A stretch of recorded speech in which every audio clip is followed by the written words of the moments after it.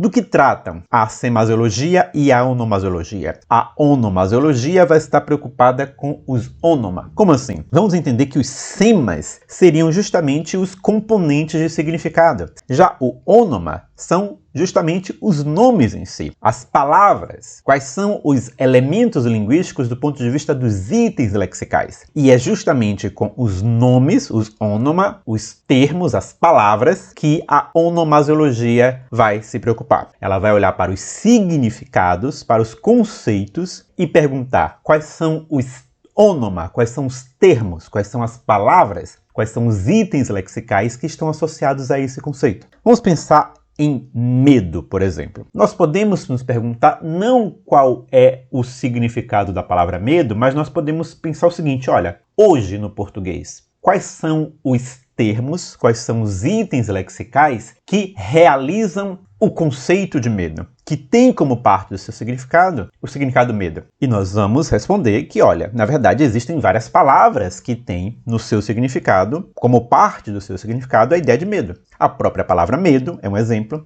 mas não só essa. A palavra amedrontar, o verbo amedrontar, é uma palavra que realiza parcialmente o conceito de medo. Temor, temer, pavor, receio, susto. Agora nós estamos vendo várias palavras que realizam esse conceito de medo. Nós também podemos nos perguntar o seguinte, hoje em dia, qual é a palavra, ou quais são as palavras que realizam, que expressam o conceito de um animal do tipo canino? E aí nós vamos ver que a palavra cachorro é utilizada para esse animal. A palavra cão também é utilizada para esse animal, embora não seja mais tão frequente assim, mas ainda é. Mas existem outras palavras, como dog. Hoje, em português, se usa a palavra dog para esse animal. Doguinho, cachorro. Todas essas palavras estão realizando o conceito de animal do tipo canino. Isso é o quê? Isso é uma abordagem onomasiológica. Nós estamos justamente perguntando quais as palavras que realizam esse conceito. Isso significa, então, o seguinte, quando nós estamos procurando quais palavras são sinônimas, nós estamos literalmente procurando quais palavras realizam o mesmo conceito. Então, quando nós dizemos que a palavra famoso e a palavra célebre são sinônimas, nós estamos dizendo que elas realizam o mesmo conceito, ou seja, estamos fazendo uma abordagem onomasiológica. Então, o estudo da sinonímia é uma abordagem onomasiológica, porque nós estamos justamente mantendo o significado fixo e procurando por termos que realizam esse significado. Notem que nós podemos fazer isso também na diacronia, na história da língua. Nós podemos perguntar, e 2 séculos atrás, quais eram as palavras que realizavam esse conceito de canino, animal canino? E nós vamos encontrar uma lista de palavras ligeiramente diferente. Por exemplo, cão era a principal palavra que realizava o conceito de animal canino alguns séculos atrás. Nós não vamos encontrar, alguns séculos atrás, a palavra dog ou a palavra doguinho para esse tipo de animal. Nós não vamos encontrar, provavelmente, a palavra cachorro,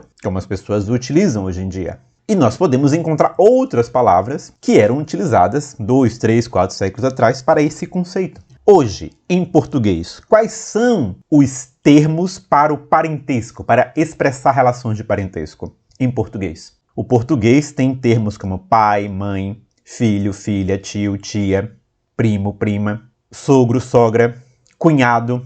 Mas o inglês, por exemplo, não tem uma palavra específica para sogro ou sogra. O inglês tem que usar uma expressão father-in-law, mother-in-law para cunhado, brother-in-law, sister-in-law. Pode existir alguma língua em que sequer haja um termo para esse conceito. Assim como, por exemplo, nós temos em português o mesmo termo para o irmão do seu pai e para o irmão da sua mãe. Os dois são chamados de tio. Em uma outra língua, pode ser que as pessoas daquela língua expressem esses dois conceitos com termos diferentes. Haja um termo específico para o irmão do seu pai e outro termo para o irmão da sua mãe. Há línguas, por exemplo, que têm termos diferentes para os irmãos mais velhos do seu pai ou os irmãos mais novos do seu pai. As irmãs mais velhas da sua mãe, as irmãs mais novas da sua mãe. Quais são os termos que uma determinada língua tem para expressar as relações de cores? E vocês vão ver que línguas diferentes têm também termos e formas de classificação das cores diferentes. Isso seria uma abordagem onomasiológica.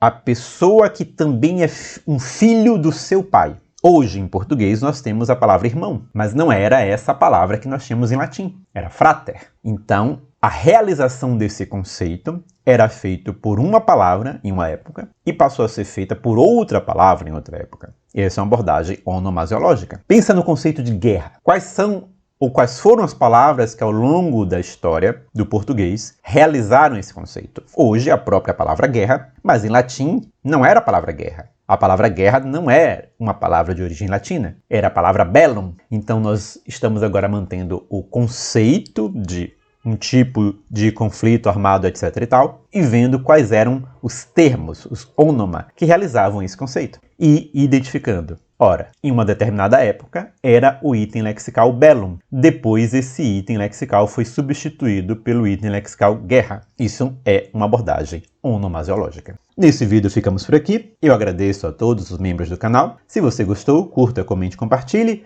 Considere se inscrever, tornar-se membro. E dê uma olhada na nossa newsletter Carta Linguística, em que nós falamos sobre questões de linguística, gramática e ensino. Até a próxima e Deus abençoe vocês.